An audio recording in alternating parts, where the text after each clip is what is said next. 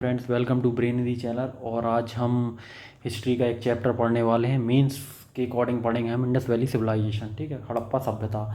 और एक quick notes हैं, अगर आपको लगता है तो आप भी बना सकते हैं। एग्ज़ाम्स के लिए काफ़ी इंपॉर्टेंट है। जब भी आपके एग्ज़ाम करीब होंगे या पास होंगे तो आप इनका क्विक रिवीजन कर सकते हैं, ठीक है। तो पहले तो हम चलते हैं हड़प्पा सभ्यता की डेट की ओर।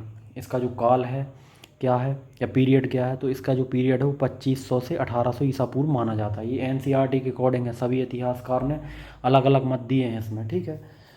ये जो सभ्यता है ये आद ऐतिहासिक काल के अंडर में आती है। आद ऐतिहासिक काल, आपने हिस्ट्री का डिवीज़न पढ़ा होगा, एक होता है प्रौग ऐतिहासिक काल, आद ऐतिहासिक काल और ऐतिहासिक काल, तीन डिवीज़न थे, ठीक है। तो आद ऐतिहासिक काल में क्या है, इनमें जो एविडेंस मिले हैं हमें उनको हम लिखे तो गए हैं लेकिन उनको पढ़ा नहीं जा सकता, ठीक है। आगे 1921 में ना इंडस वैली सिविलाइजेशन साइट की खोज जो की थी या डिस्कवर्ड किया था, वो किसने किया था? दयाराम साहनी ने, ठीक है। आगे बढ़ते हैं हम।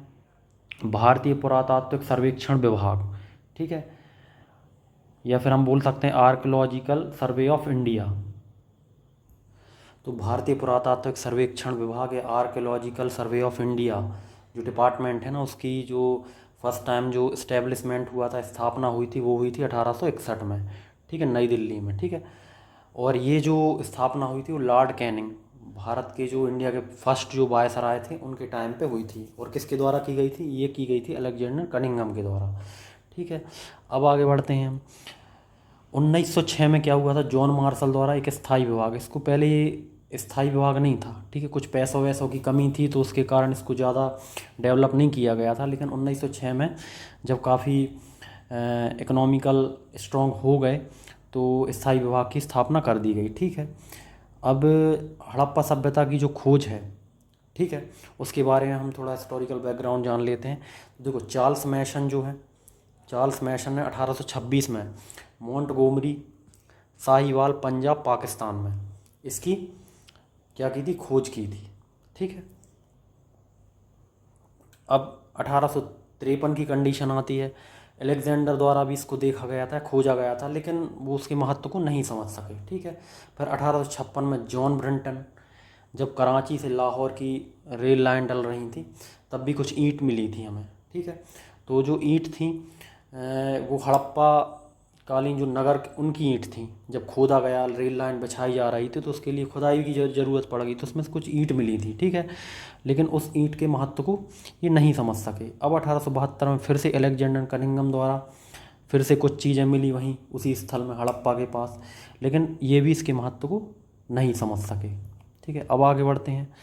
आगे ये है कि 1921 में जॉन मार्शल, जो कि पुरातात्विक सर्वेक्षण विभाग के हेड थे, इनके निर्देशन में दयाराम साहनी द्वारा हड़प्पा की खोज की गई 1921 में, ठीक है। फिर 1922 में जॉन मार्शल के निर्देशन में ही राखलदास बनर्जी द्वारा मोहनजोदड़ो की खोज हुई, ठीक है। और फिर क्या हुआ था? 20 सितंबर 1924 में क्या हुआ था? एक न्यूज़ था लंदन का, इलस्ट्रेटेड, ठीक है, इलस्ट्रेटेड, ये एक न्यूज़पेपर था, उसमें घोषणा की गई कि जॉन मार्शल द्वारा इस साइट को खोजा गया है इंडिया में, ठीक है। अब हम नामांकन देखते हैं, नॉमिनेशन कि हड़प्पा सभ्यता के और क्या क्या नाम है। तो इसको हम सिंधु घाटी सभ्यता भी कहते हैं, और ये नाम जो दिया था वो जॉन मार्शल ने दिया था क्योंकि सिंधु नदी के पास खोजी गई थी सभ्यता, ठीक है, इसलिए सिंधु नदी सभ्यता कहा गया। कुछ इतिहासकार इसे सरस्वती सभ्यता भी कहते हैं क्योंकि ये सरस्वती नदी के पास, जो कि अब क्या है, विलुप्त हो चुकी है, ठीक है, तो उसके पास भी ये सभ्यता को कहा जा सकता है। गार्डन चाइल्ड इसके क्या कहते हैं? प्रथम नगरीय सभ्यता, क्योंकि ये जो नगर था ना, सिटी थी, बहुत डेवलप सिटी थी उस टाइम की। ऐसी सिटी डेवलप होना असंभव था और एक पहली ऐसी सिटी मिली थी, इसलिए इस गार्डन चाइल्ड ने क्या कहा? प्रथम नगरीय सभ्यता। इतिहासकार कुछ कांस्य युगीन सभ्यता भी कहते हैं क्योंकि कांसे के बर्तन वगैरह मिले थे, ठीक है। आगे बढ़ते हैं, इसका विस्तार देख लेते हैं हम। तो जो इसका विस्तार है ना, वो उसका क्षेत्रफल जो है 12,99,600 वर्ग किलोमीटर का क्षेत्रफल है इसका। और जो इसकी आकृति कैसी है? वो त्रिभुजाकार है। कैसी है? त्रिभुजाकार। अब अगर हम इसके एक डायग्राम से समझें तो अगर हम उत्तर से दक्षिण की ओर आते हैं, या नॉर्थ से साउथ की ओर आते हैं तो इसकी जो लेंथ है वो 1400 किलोमीटर है। लेकिन अगर हम जो है पश्चिम से पूर्व, ठीक है, की ओर जाते हैं तो इसकी जो लेंथ है वो 1600 किलोमीटर है। यानी जो पश्चिम से पूर्व की लेंथ है ना, जो लंबाई है वो ज़्यादा है, ठीक है। अगर हम सबसे उत्तरी नगर देखें इसका, तो उत्तरी जो नगर था इसका सबसे उत्तर की ओर, तो मांडा था कश्मीर में चेनाब नदी के किनारे, और सबसे दक्षिणी जो था वो दायमाबाद था महाराष्ट्र में प्रवरा नदी के किनारे, ठीक है। और अगर हम इसके सबसे पश्चिमी ओर की बात करें, पश्चिमी छोर की बात करें, तो सुतका गैंडोर है दास्क नदी के किनारे, ठीक है। और अगर हम सबसे पूर्वी ओर बात करें तो आलमगीर उत्तर प्रदेश हिंडन नदी के किनारे, ठीक है। ये स्ट्रक्चर आपको समझ में आ गया होगा। अपना हम नगर नियोजन समझते हैं, नगरीकरण था ये, ठीक है। तो नगर नियोजन में दो टाइप के स्ट्रक्चर थे इसमें, पूरा नगर था ना जो दो टाइप के स्ट्रक्चर से बना हुआ था। एक तो एक भाग इसका जो पश्चिमी टीला होता था और एक भाग क्या होता था, पूर्वी टीला, ठीक है। ये हो गया आपका पश्चिमी टीला, ये हो गया आपका पूर्वी टीला, ठीक है। और जो पश्चिमी टीला था इसका वो दुर्ग टीला कहलाता था। यहाँ जो लोग रहते थे ना वो शासक वर्ग रहते थे, बड़े बड़े लोग रहते थे। लेकिन जो पूर्वी टीला था वो आवास क्षेत्र था और यहाँ जो लोग रहते थे वो नॉर्मल लोग रहते थे, ठीक है। अब पश्चिमी टीला जो था वो एक प्राचीर से घिरा हुआ था, ठीक है। प्राचीर से एक बाउंड्री बनी हुई थी। अपवाद इसमें कालीबंगा का है, क्योंकि कालीबंगा में क्या है कि दोनों जो पश्चिमी जो टीला था और पूर्वी टीला था, दोनों जो थे वो प्राचीर से घिरे हुए थे, ठीक है। कालीबंगा सुतका गैंडोर में दोनों एक ही प्राचीर से घिरे हुए थे, ठीक है।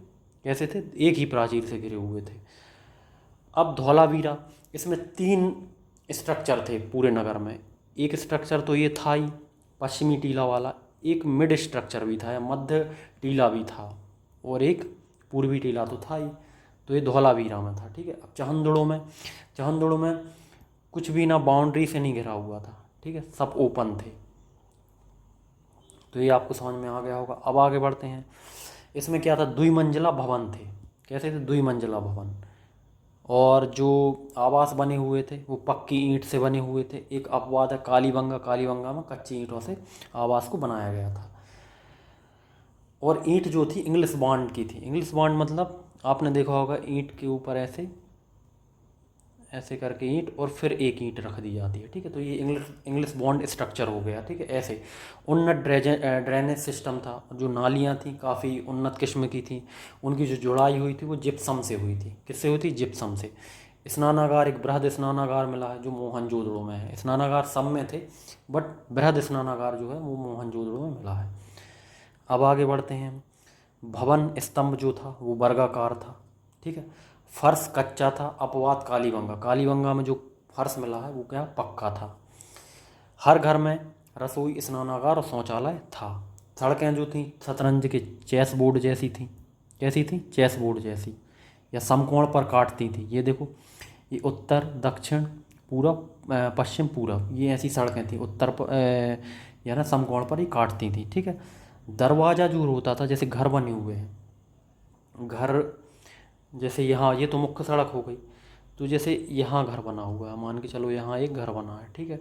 तो जो दरवाज़ा होता था वो मुख्य सड़क की ओर ना खुल के दूसरी सड़क की ओर, कोई किसी दूसरी सड़क की ओर खुलता था, ठीक है। मुख्य सड़क की ओर नहीं खुलता था, ठीक है। इसमें अपवाद एक है लोथल, ठीक है। आगे बढ़ते हैं।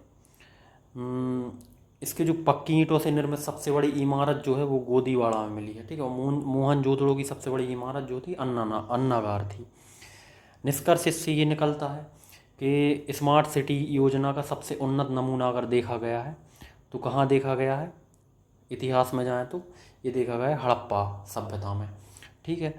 तो इसी के साथ हमारा ये आज का जो लेक्चर है ख़त्म होता है। कुछ भी डाउट या क्वेरीज हो आप कमेंट बॉक्स में पूछ सकते हैं। Thank you.